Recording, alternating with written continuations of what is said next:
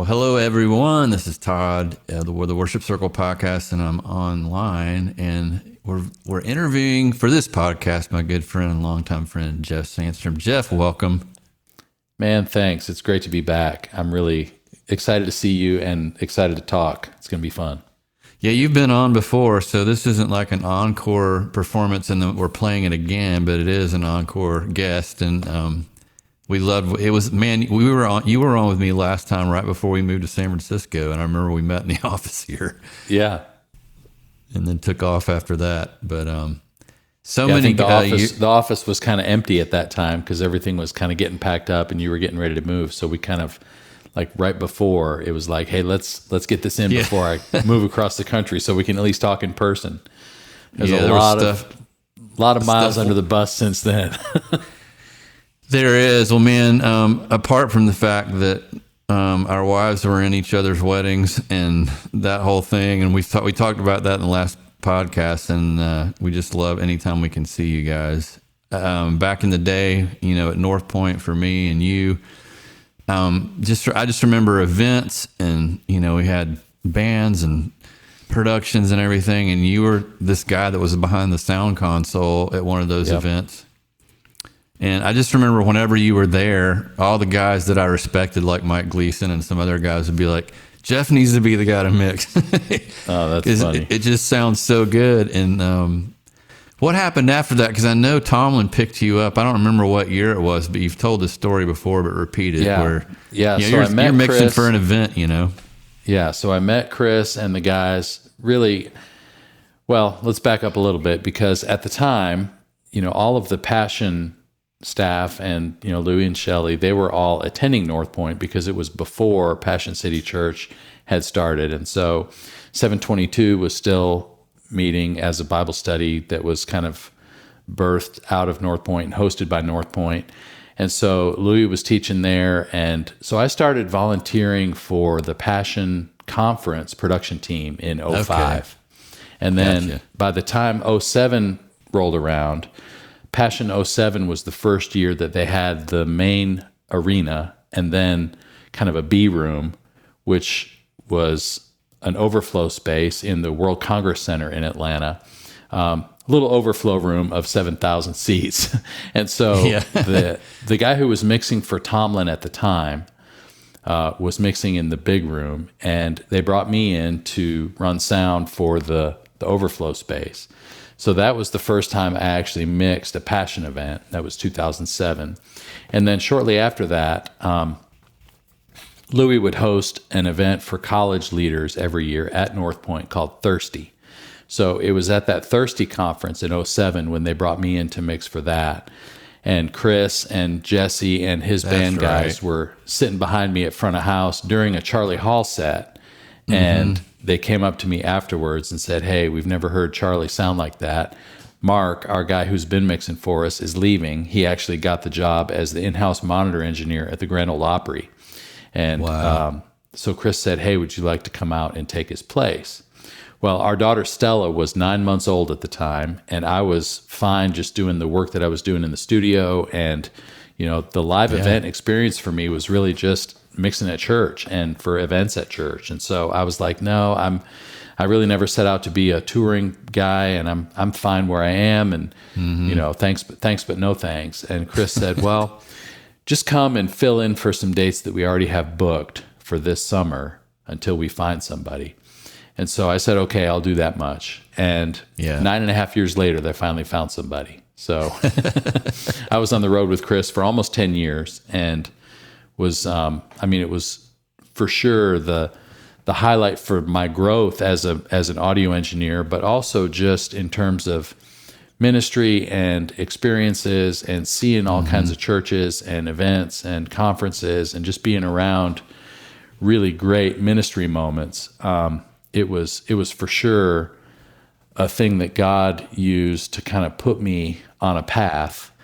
And, for all of us, when we look back and we see how the dots connect and how God is there kind of showing up in small and big ways, we're all, just grateful and kind of shocked sometimes by how that all comes together. And that was truly the case for me because, almost 800 concerts with Chris, 30 countries all over the world.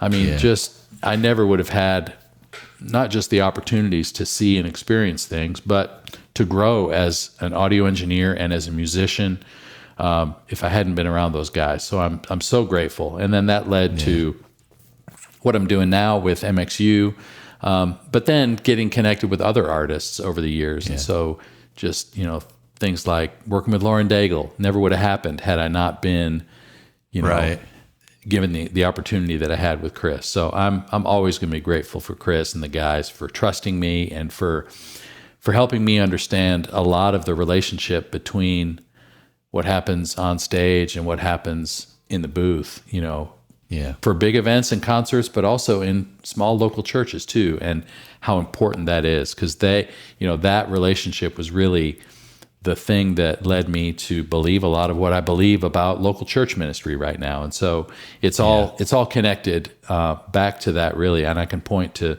a lot of specific moments along that journey that kind of helped shape where things are right now, which is awesome. Yeah. You got any funny Tomlin stories that you can share? I think the funny stories are the things that happen. And I think this is true for anybody who's a worship leader or a production person. The good stories happen outside of the heat of the moment, outside of a service, outside of a rehearsal. Yeah. When it's an off day or a team night or something that's relational. So for me, the best stories with Chris and Jesse and Daniel and Gilder and the other guys in the band, the best stories are from long bus rides or a day on the golf course or a meal. There was one event that we played where we were, so there's several of this similar kind of story where it's like, whether it's a festival where, we played a lot of Christian festivals over the years. And so by the time Chris got to the point where he was headlining those festivals, we would go in and sound check first thing in the morning, but then we wouldn't play until the last thing at night. So we had the whole day to do nothing, and usually in the middle of nowhere. And so a lot of times Chris and Jesse and I would go to the golf course. So there were a lot of good golf stories because Chris is highly competitive, and he's a good golfer, and he hates to lose. And golf is kind of my main hobby too, so I really enjoy it, and I'm pretty good. And so we had some good moments on the golf course, but there were a few times when Chris got a little frustrated when he'd hit a bad shot and I hit a good shot, and he'd just walk off the green shaking his head like, oh my gosh, he's going to beat me. But that was the only thing I could do that was better than him, because he was a better basketball player. He was certainly better musician and guitar player, and obviously tennis player. He's a tennis player. Yeah, he's Chris Tomlin, for crying out loud. So I wasn't going to beat him in anything else, but I could beat him on the golf course. That's funny. You've been working a while now with Curtis Chapman too. Yeah, I did pretty steady for a while, and then lately it's been kind of on and off. But talk about a legend. I mean, he is such an incredible musician, incredible guitar player. I've told people this before, and it's true. You are the only other person that I've met who cares more about the sound of their acoustic than Curtis Chapman. I mean, both of you guys have that same thing, though. He cares so much about the sound of his guitar because it's such a core element to his sound. And so what I had to learn though with him over the years was, as the engineer, it was difficult for me because there are certain things that I need from his instrument in the PA that he doesn't want in his ears or in his monitor. And so he can hear anything, like any change in the EQ, he can hear it. Any compression, he can hear it. And he doesn't want it. He wants what's coming off his fingers to be what's in his ears. Well, sometimes that just doesn't work in the PA. So I had had to do some tricks. So, somebody listening might think, okay, I have a great sound in acoustic and I really care about that. So what can we do? Well, one of the things that I ended up doing was I would double patch his acoustic and his vocal. So I had basically a clean and a processed version of each input. Yep. And I would send the processed version to the PA and to the band if they wanted that in their ears. But then I would send the clean version to Steven so that he only had the unprocessed signal in his monitors, so that I could add compression, I could add a little bit of EQ. If things were a little boomy because of the PA, I could cut a little bit of low mid that wouldn't affect his ears, because he wants the body of that acoustic, especially that 180 to 200 hertz, that real kind of the woodiness of the guitar. He needs that in his ear. But if it wasn't working for me in the PA, I could cut a little bit of that and not affect him. That's great. But man. even in coming to those decisions and conclusions, the best way to do that was for me to record a little bit of it and then have him come out in the house, and he could kind of give me some input on what he thought the sound, like the sound in his head, how to get that closest to what the PA was able to reproduce. Just so that we could, and we did that some at North Point too with your guitar, where you could, if you were wireless, you could step out and kind of hear things in the room to go, okay, this is, maybe I'll play a different voicing, or maybe I'll, not focus so much on the low E string if there's a resonance thing happening or whatever. But just to have that relational trust to be able to know that, hey, I'm trying to make the most musical result that I can, just like you are. And it may not be exactly the same, but I want him as the artist to have the best experience he can with what he's hearing, because that's how he's going to be able to best communicate and, be non-distracting and all those things. I want him to have a pure experience with his instrument, but at the same time, I want the audience to experience the best as well. So if there are times when there's that tension, there are ways to mitigate that. And I think it's important for people to understand that, because some people nowadays, especially, they think an acoustic guitar is just maybe a crutch for a certain kind of worship leader, or maybe just like a rhythmic instrument, like a hi-hat almost, where it's like it's not really musical. It's just percussion, right? No, man. I want, if the guitar is a good guitar with a good pickup and good strings and all that stuff, I want it to be able to be featured just like you would the keyboard or the tracks or the vocal. So especially if it's an acoustic driven song, man, I want to make that thing sound as good as possible. Yeah. So I know that for you, that's been sort of a career long struggle of finding that perfect combination of guitar and DI and pickup and all that stuff. Yeah. So if you're going to spend that much time chasing that rabbit, I want to be able to let it shine in the same way that you're trying to get it to shine. Yeah. So anyway, that part of why I love working with him is that he cares so much about those details. Mm-hmm. Well, it's cool that we're talking about guitar, and I want to camp out here 1 minute, because I didn't really think we would kind of sit here, but we've got a lot of worship leaders that play acoustic probably listening. Yeah. So it'd be cool for us just to have a quick convo about this. And one of the reasons I'm passionate about it is because I've heard so many bad plugged in acoustics that I'm literally like, it's kind of the equivalent to me like the singing voice, Totally. Like if you've got something wrapped around your singing voice and tied it in a knot and you sound like a mouse, you're going to do everything possible to allow people to experience the full range of what God gave you, Right. And for me, especially after hearing live people like back in the day, like Wes King or David Wilcox, it's like, these solo guys, like Wes I told him this, he could hit the acoustic guitar and the subs, you'd hit it in your chest like a kick drum. Yeah. And him and an acoustic guitar would move you emotionally with a full range PA, and it was unbelievable. And it changed my life, because I was like, I want to do that. Yeah. Because, you can go out by yourself, and if you've got a decent PA, you can help people experience a full range of frequencies and move them with one instrument. And more than likely for Steven, as it is for me, it's like we're so kind of intimate and connected to the guitar right as we play it. It's like I want to get as close to that for the people so that it's pure.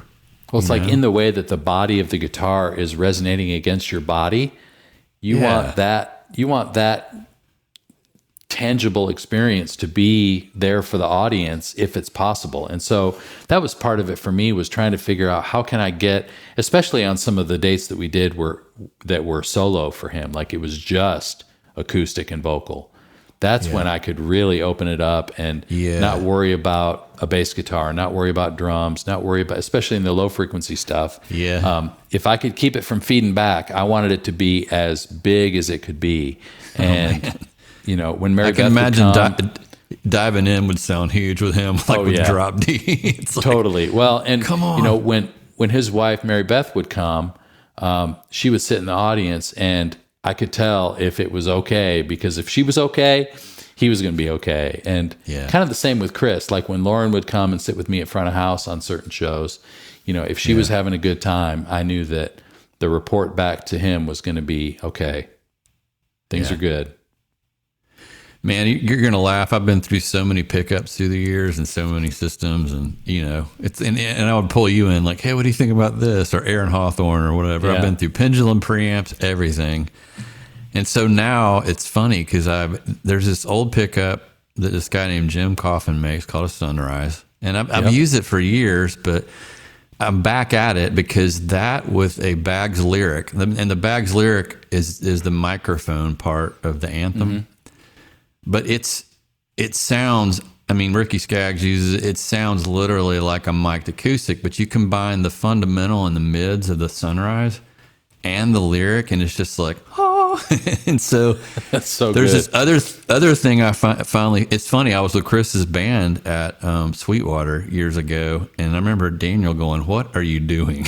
I was like, you were there, you were mixing. I was there, Yeah, but since then, I found Jim makes this tube DI, and they're super rare. And the one I found finally after years of searching was made in 1992 when I was in college. Wow. It still functions great. So I'm running everything through that tube DI, and then I'm going into that Line 6 little pedal that's got all the effects in it. The newer one's got the amps and stuff. Yeah. And man, it's all I need. It sounds... It's that sound you always hear in your head, and you plug it in, you're like, this sounds like my guitar. That's so and good. It works, and it's like, it's just, you find your thing, and you stick with it.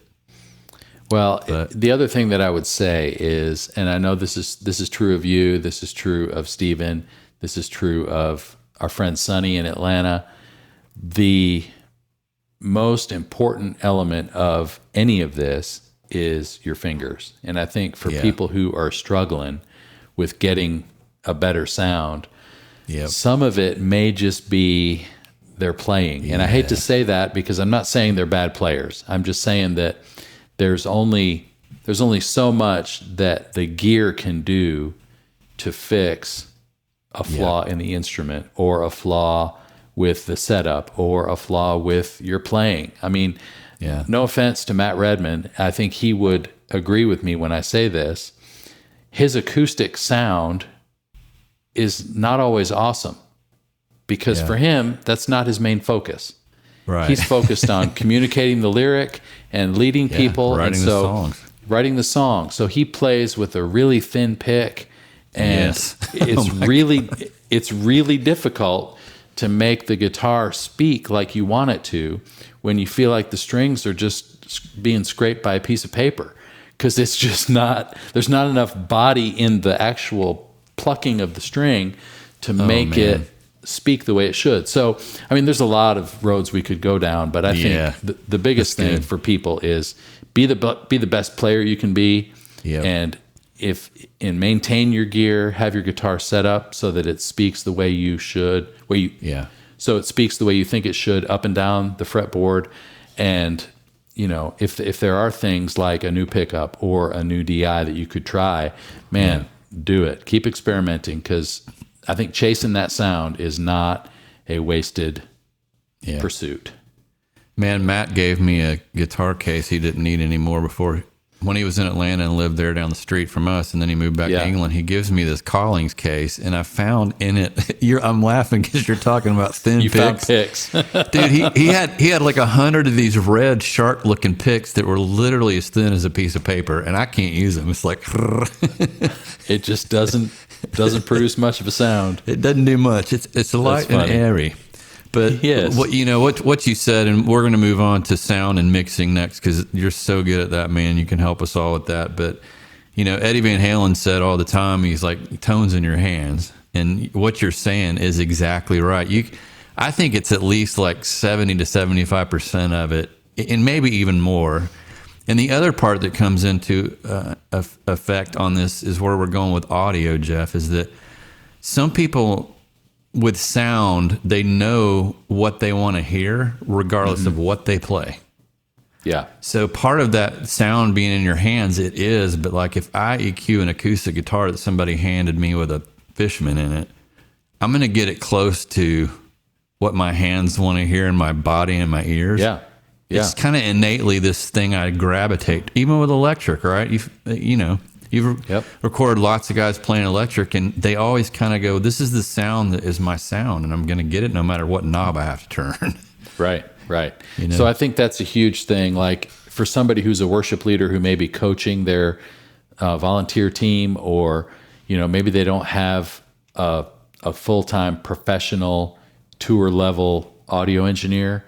I think as you're starting to learn how to communicate some of these things, I think it's important for everybody to do a couple things. First, I think as the player or as the engineer, you have to have a sound in your head of where the target is. Like I want to have sort of a library of guitar sounds, snare drum sounds, vocal sounds.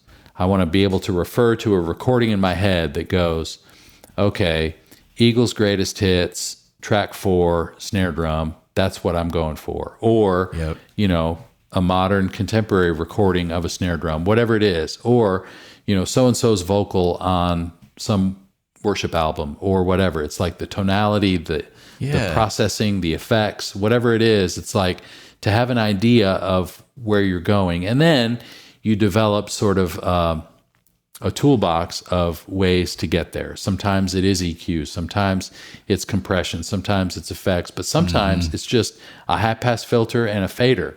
And you can get a long way down the road just by kind of mixing levels and kind of doing fader moves. So, but I think to have a target sound in your head, but then to also have a target sort of sound for your ministry, for your team, for your church, that you and the worship pastor and the executive team can agree on, that goes, okay, here's the sound of Shady Grove Baptist that we're all going for, so that it doesn't have to be, hey, we've got limited resources and I don't know how we're going to get to be Elevation or Passion or Hillsong. Well, God hasn't called you to be those places.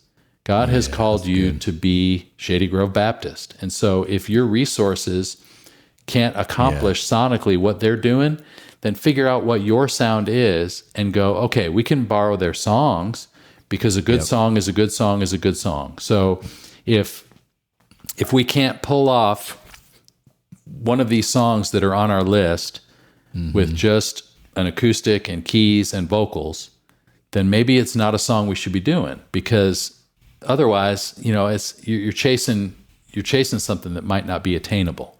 So I think just agreeing, and even if you have great gear with all the resources in the world, I would still say you need to define what your vision is for your sound, independent of let's just do what's on the record. Because I think too many times people chase the album recording of some of these songs and don't pay enough attention to how their community needs to receive these songs. Would you agree with that?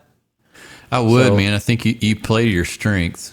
And if your strength is we have a really good piano player that can keep time, you lean on them kind of as the anchor for wherever anything's going. Yeah, totally.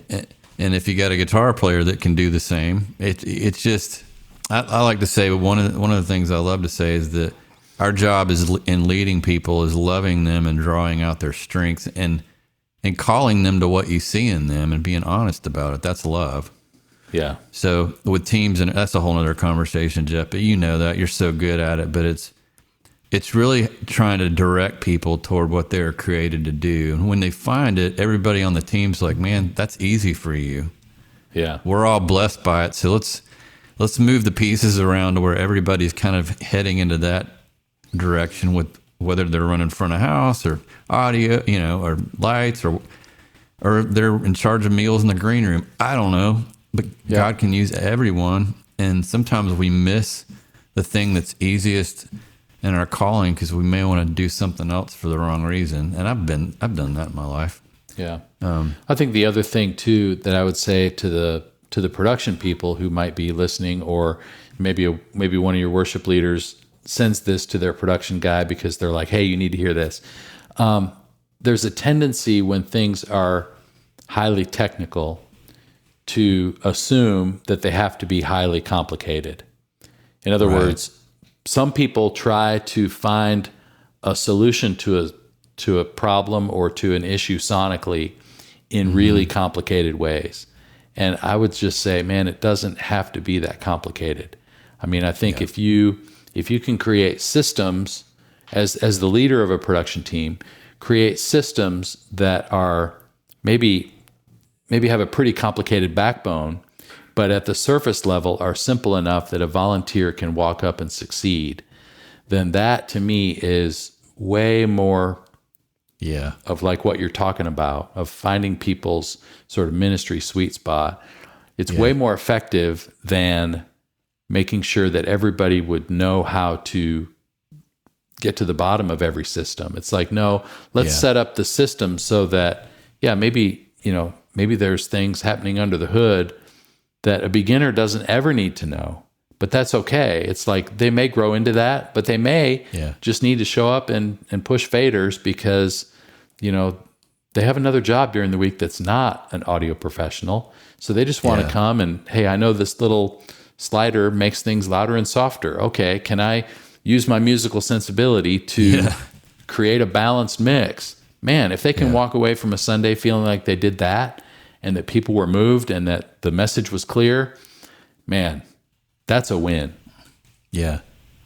Jeff, as you talk, I mean, I've been around you and I know you have a heart to lead teams and people and get them in their sweet spot. But I want us to kind of direct the conversation now toward MXU, which is a part of an initiative in a company that you're involved with that really helps people in volunteer roles and in all kind of roles in audio and different arenas at church have the tools that they need to get better at what they do. And so I just wanted you can you tell everybody about that, how it came to be? And then on the heels of that, let's dig into some specific, scenarios on our team, our church we might come up with that maybe you guys could help with.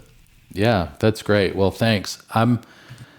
The story goes back to around 2015. So I was touring with Tomlin still, and two friends of mine, Lee Fields, who is one of our co-founders, he was at Bayside Church and mixed front of house for Lincoln Brewster.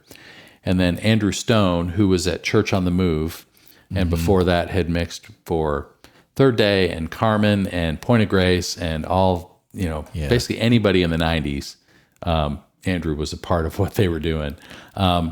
They were at big churches and conferences and events.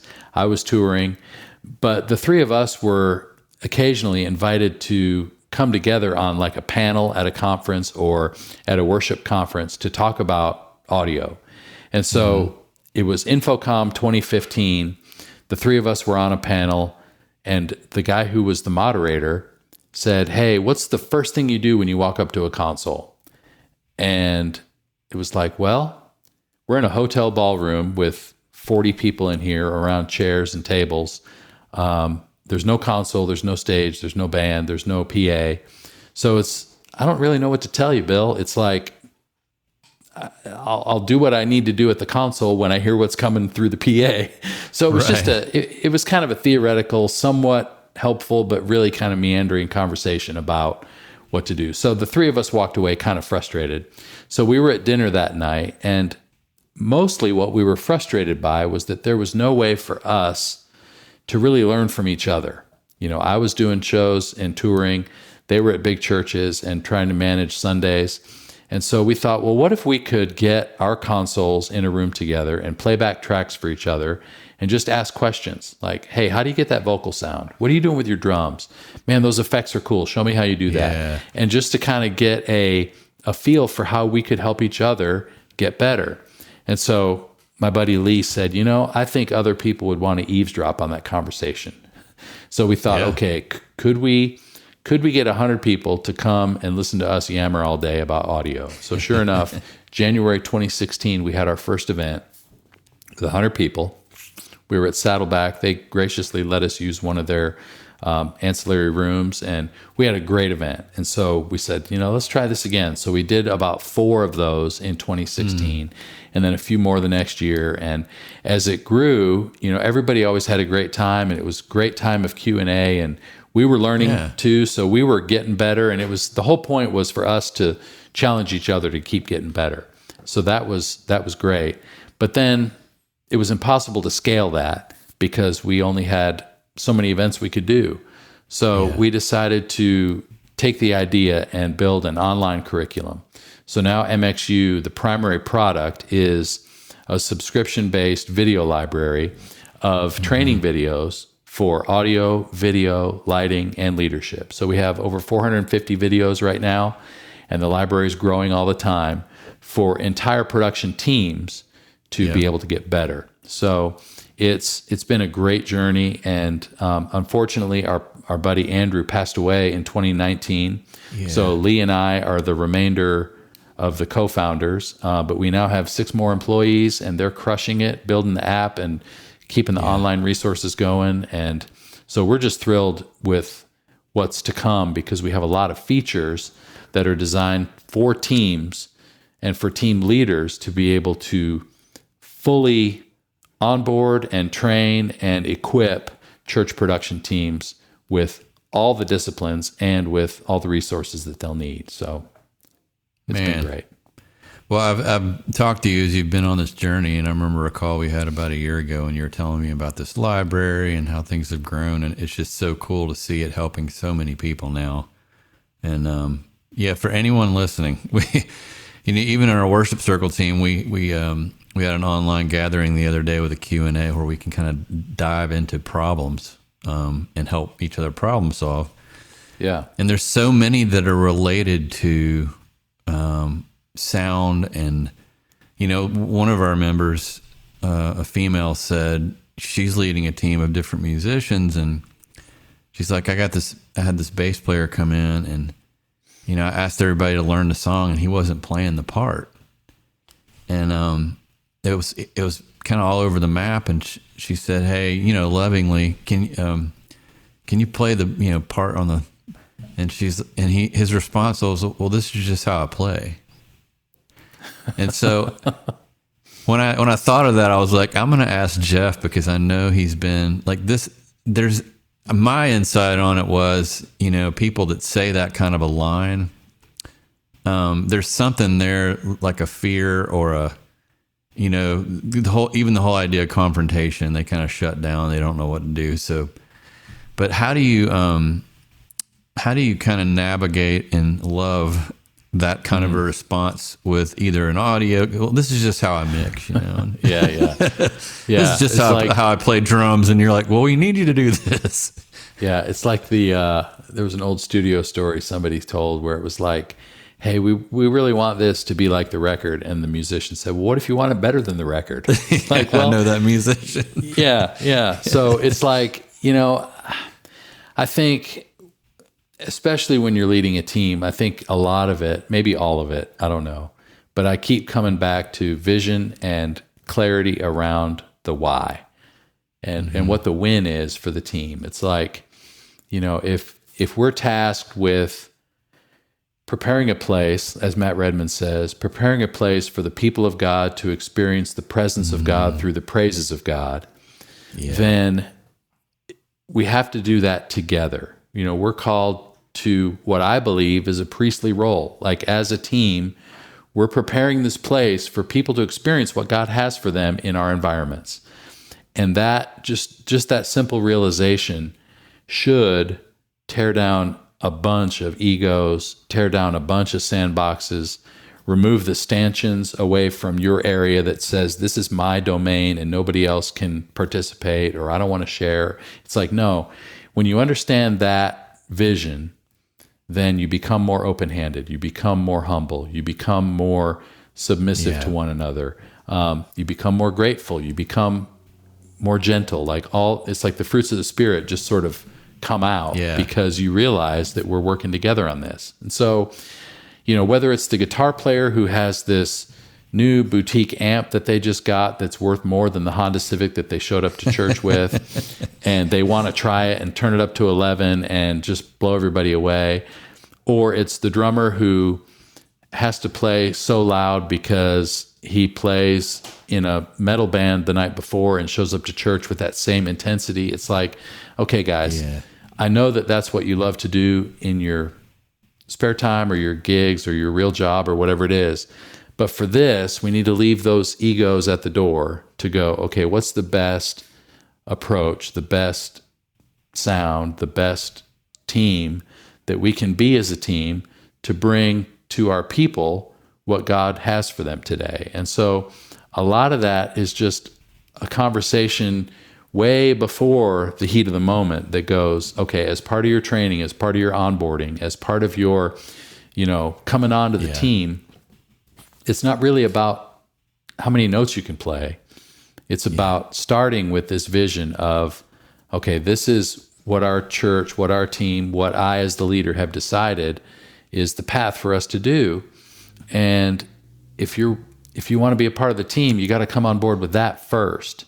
I love that you're a great player. I love that you can have all these licks and do all these gymnastics on the fretboard, but 1-6-4-5 is pretty good for what we need to do right now. And so if we can get through, this chart and everybody play as a band, let's do that first. And then if we need to, explore other things after that, maybe we can talk about it. But I think to have enough leadership that says, leadership is influence, right? So to have the relational equity and the relational intentionality to create that vision first, I think it would lay a groundwork to help everybody kind of be on the same page about a lot of things that a lot of people get sideways on. That's good. Jeff, this is kind of not on the notes, but I think you can handle this. What are some of the most common, not pitfalls, but if you're attending a service and you walk into a room, audio wise, PA wise, what are some of the things that are common that are not that hard maybe to remedy, but they're things that we all, either suffer from or can't see when it comes to sound and the stage and the mix and anything off the top of your head that are I know there's a lot to do there, but when we get questions from our sort of cohort of people, if they get complaints about things or if they have issues with people's impression of what they're doing or how things sound, a lot of it, people have a lot of complaints, I think, about volume and about just overall kind of SPL in a room. But I would say sometimes it is about volume, right? Sometimes it's just too loud, or in some cases, sometimes you just need to turn it up. I was, in an environment once where it was like acoustically what was coming off the drum kit on stage was louder than the drums that were in the PA. And so it just felt like there's no energy, there's no body, there's no impact from this PA, because all I'm hearing from the drums is the snare drum and the cymbals from the stage. So don't be afraid to turn it up. But if it is too loud, sometimes those complaints come from tonality rather than volume.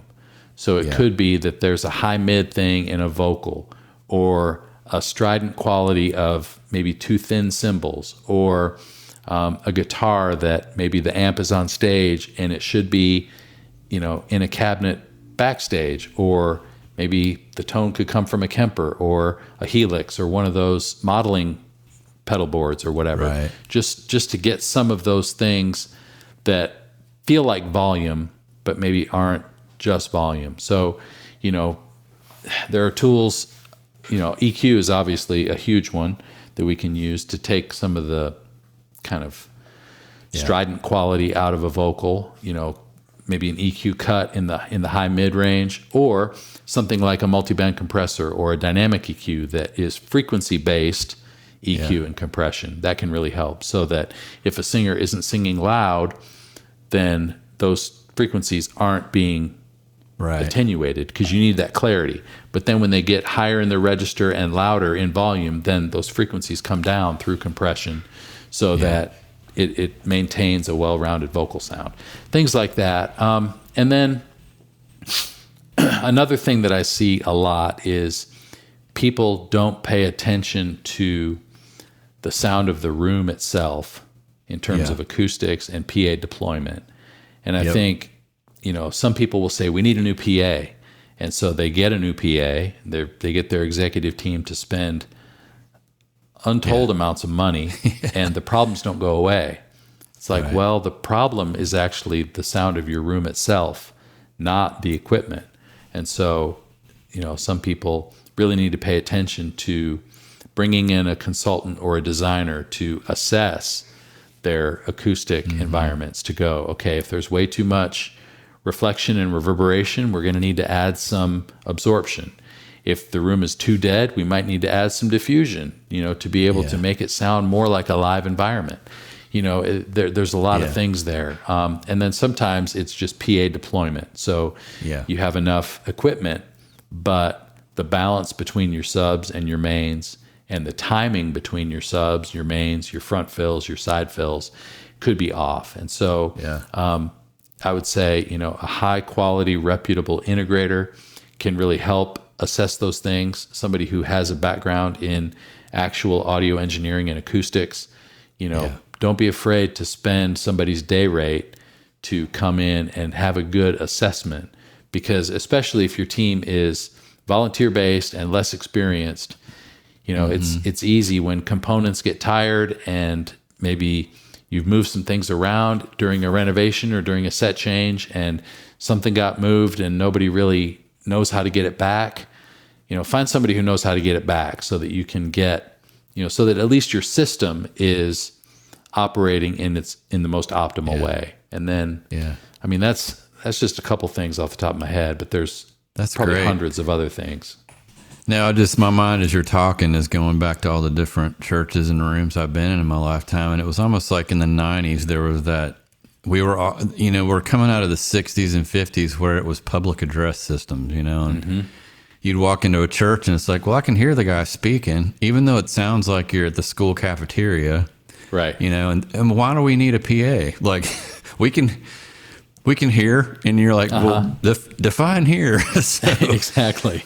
Like, it's crazy because the technology is so good now, and I think we've moved from, it was the piano and the organ and the public address system, right, to multiple musicians and frequencies and feeling the music versus hearing it like it's coming out of a tin can. Yep. And you've seen that happen, man. It's been, in all you audio guys, it's been a transformation in the church, through the years. Yeah. But talk about, just real quick, we'll kind of slow down and get close to ending on this. There's only so many frequencies available that God gave us the ability to hear. Yeah. And this, guys that produce music, the engineer, they are skilled, and maybe you guys teach this on MXU, you probably do. Everything kind of has a frequency spectrum that they need to sit in. Yep. And when you figure out what that is, and you shave off and carve off things that instrument gets to highlight what it was created to do, there's more clarity in the mix, there's more harmony. Just any thoughts on that for musicians listening that are either volunteers or, playing in a band? Like, what can I do on my instrument or pay attention to or work in tandem with the front of house guy? What can I do on my end to make sure that frequency wise, I'm not like giving him Goliath to deal with? Yeah. And I'm giving him what my instrument majors in, That's good. So I think an important place to start, especially for a musician, is to realize that, frequency is like, it's easy again for it to get overly complicated in terms of being able to understand, okay, what is 400 hertz? What is 2000 hertz? What is 10K? What do these words mean? It's like, well, as a musician, you just need to understand that a frequency corresponds to a musical note.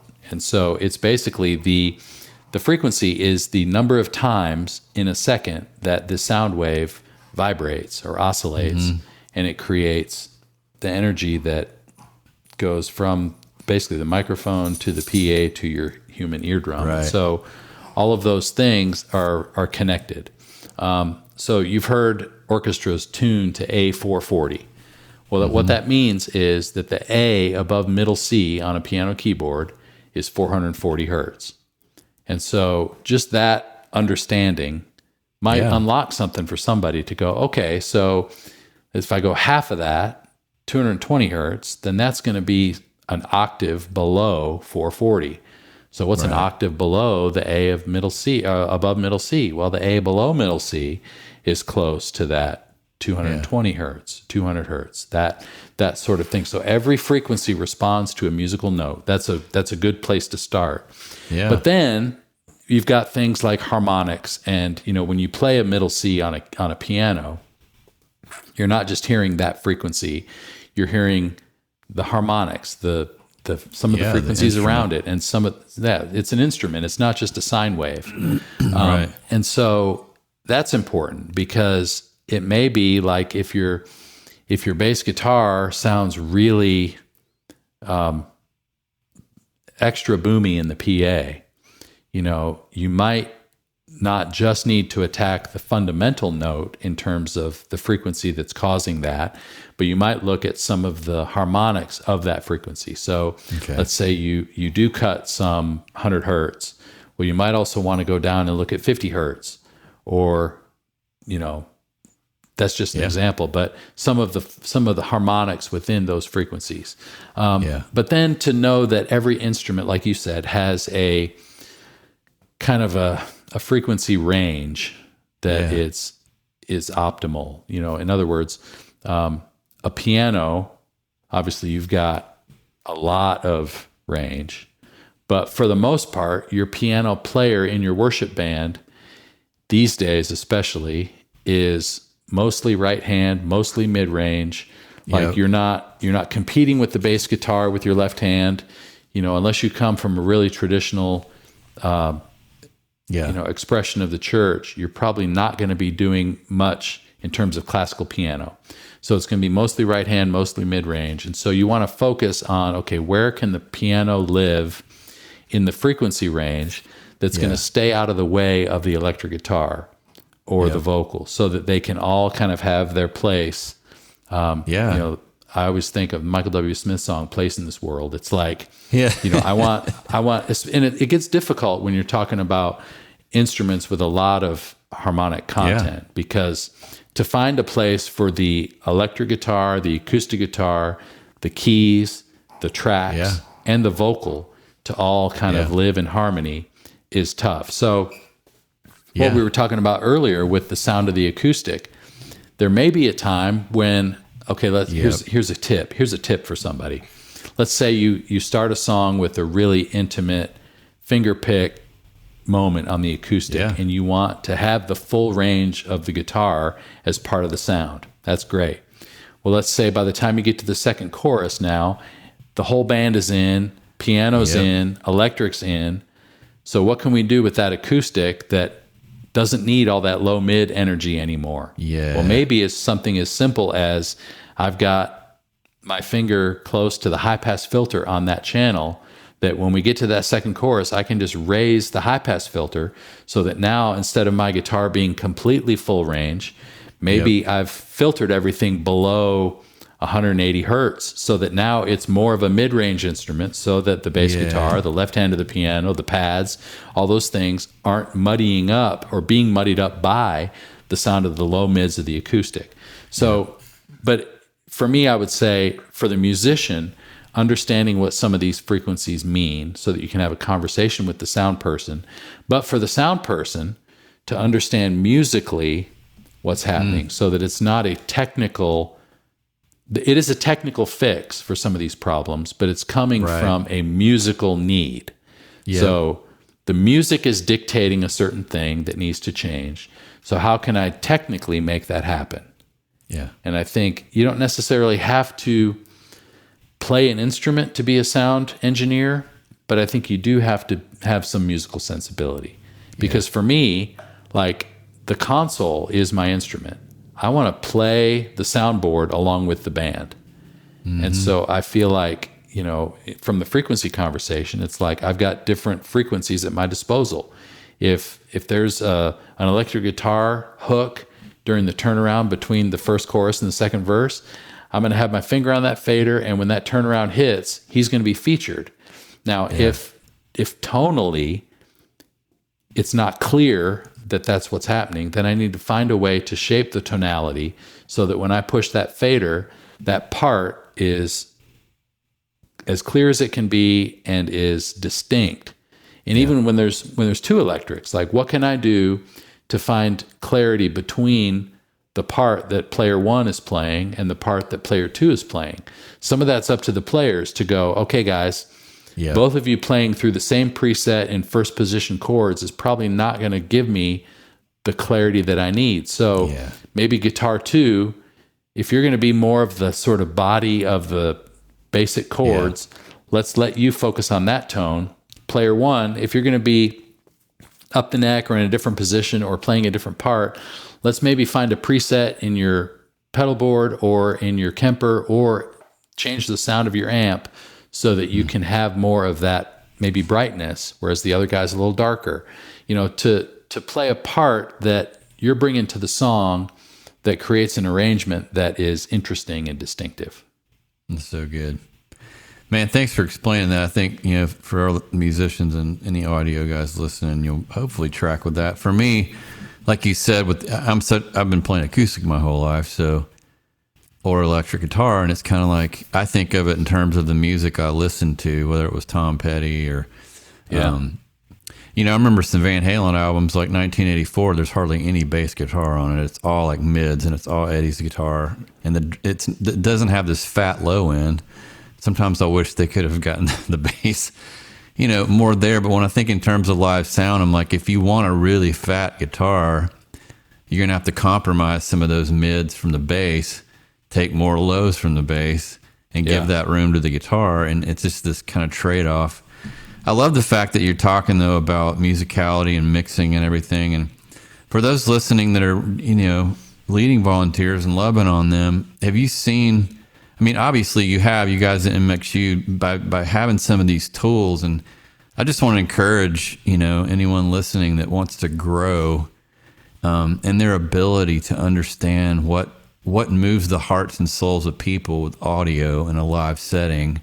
It's worth doing whatever you need to hone your craft and get good at it. Because, like Jeff, and you would say this at the end of the day, we're intersecting the supernatural with the natural, right? In a room and in a gathering, and it does matter. It's, you know, totally, yeah. It's not in the same way that it's not for people who are just starting out and they're maybe just learning their instrument. This isn't for you, but for somebody who's been doing this for a long time, it's like just showing up every week and playing the right chords at the right time is not what we've been called to do, right? I think that just turns too easily into just phoning it in, and just it's less engaging for you, and it's not really what God has for us at the end of the day. I think creating and crafting musical experiences that can move people, that's what it's about, right? If it doesn't move you, then it's just notes, and that's not worship. So I think I don't know. I think just paying more attention to that is huge. And so on the MXU side, from a technical standpoint, one of the greatest tools that the modern audio engineer has ever been given is something called virtual sound check, where you can basically record all of your band's inputs, channel by channel, and then play back through the console the way it was captured, so that you can practice, so that you don't have to have a band on stage, you don't have to have extra rehearsal time, but you can come in like the guitar player would go home and woodshed a part on a song. You can woodshed your mix and your show file. And so I think one of the most effective ways that the MXU library is used is, we've got topics that are searchable and sortable, and you can create playlists, and you as the leader can actually create playlists for your team to watch a series of videos to learn, and then you can monitor their progress and see how they're doing as they go. And so one thing I would suggest is have a volunteer with an iPad who's watching a video about EQ and a kick drum, for example. And you've got your kick drum recorded, and so they can play your kick drum back in the PA. They can watch this video and see what we recommend doing to get this particular sound. They can pause the video, try to replicate that with their sound, with their kick drum, play, and see how close they can get to matching the sound of each one. And just to use it as a way to start to understand EQ, start to understand compression, start to explore some of these nuances of mixing. And there are tons of topics and tons of videos in those topics to be able to make that as deep as you want to go. Jeff, how does everybody listening get in touch with you guys? What's your best way? We are at getmxu.com. And so it's just, it's easy. We've got information there about our podcast, our live events, and our subscription library. And it's easy to find us. I'm on Instagram at MXUJeff. And we love meeting new people, and we love talking to people and giving people tools that can help their team. So I'd love to connect with anybody. Well, man, thanks for being on today. I love what you guys do, because it really, and for those of you listening that have audio volunteers or anyone in the tech sphere or instrumental sphere, when we do our best to become the best we can be in this, it blesses so many people week after week. It's not something that does not return as a way to bless other people. But man, thank you for your faithfulness through the years, Jeff, and for jumping on with us and your friendship. It's always so great to see you and catch up and talk about this stuff too. I think, seeing what you guys have done with Worship Circle is inspiring, to us on the tech side. And so if we can bring some of that same sense of community and same sense of belonging to production teams, that's where my heart is. And so, I love that we both see sort of both sides of the snake as one team, right? Where, the stage team and the production team, we're all just supposed to, be one team. And a lot of churches are starting to really get that right, which is encouraging to me, and it's great to see. So thrilled to be a part of what you guys are doing. Thanks for leading the way and what it looks like just to build trust, holistically with everyone. But man, thanks for your life, for your heart, and just for helping us so much today with this time, Jeff. We love you, man. Such a pleasure. Love you guys too.